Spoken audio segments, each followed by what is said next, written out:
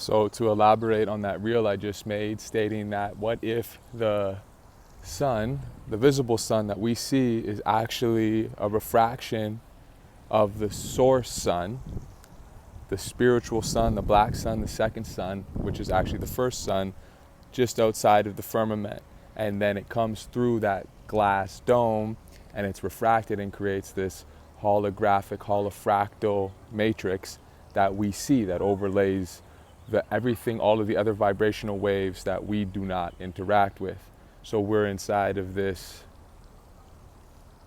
light matrix, so to speak. And think about it, the black sun, okay.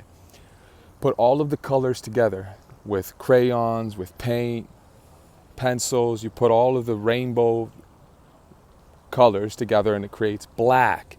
Now black comes through the glass dome barrier, breaks through into all of the colors of the rainbow.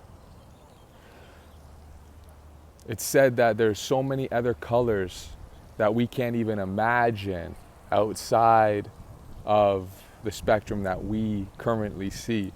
Now, a few other thoughts on the second sun, the black sun, and people who are starting to use filters to track it consistently.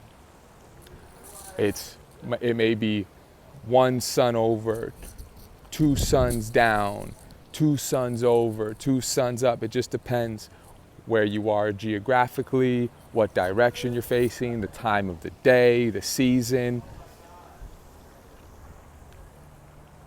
I think that may be a little tip-off to think about.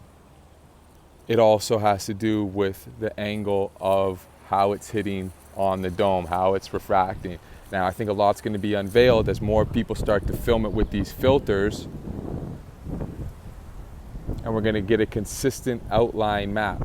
Now, think about the Vatican, how it owns. Now, look at the age of Aquarius, the age of air. It's picking up right now. It's in the ether. The energy is picking up.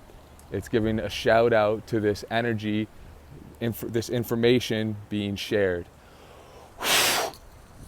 Putting it out in the ether, because a lot of people are on this wave right now. And think about the Vatican. It owns telescopes, yeah?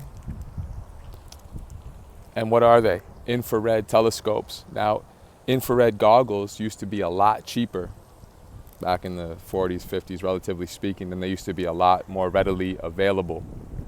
Today, it's really hard to get that because there's so much going on just outside of this light spectrum.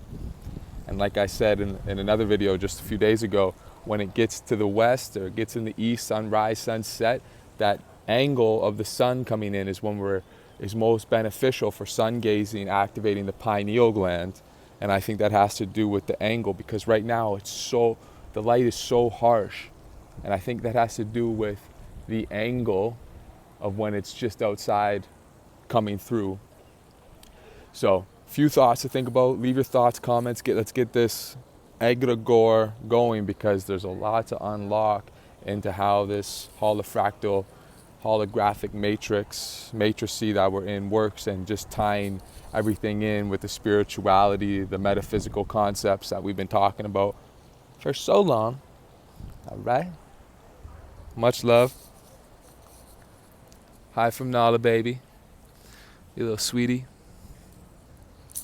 You little sweet girl. Yes, bless ya, Nala. Chee.